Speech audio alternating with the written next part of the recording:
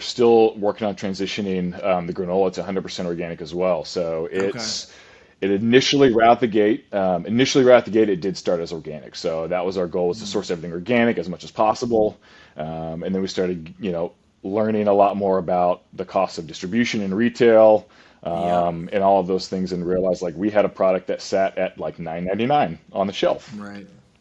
and this has always been like a something that's like kind of tugged at my heartstrings over the years, is the fact that like I grew up in a super like lower middle income like household, right? I grew up in a really small Hmm. town.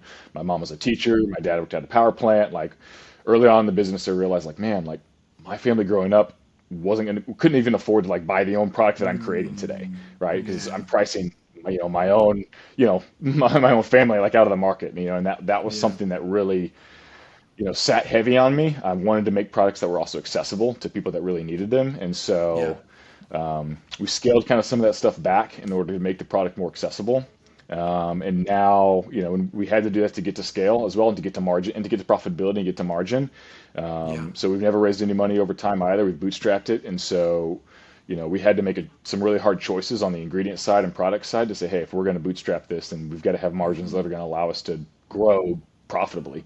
And so we made some really tough changes on the ingredient side early on. And so now that we've kind of grown and have a little bit more scale, and a little bit of legs underneath us, now we're kind of going back and saying, okay, let's do what we kind of initially wanted to do with all the ingredients, transition all of them organic, and then kind of also take that a step further on the regenerative side.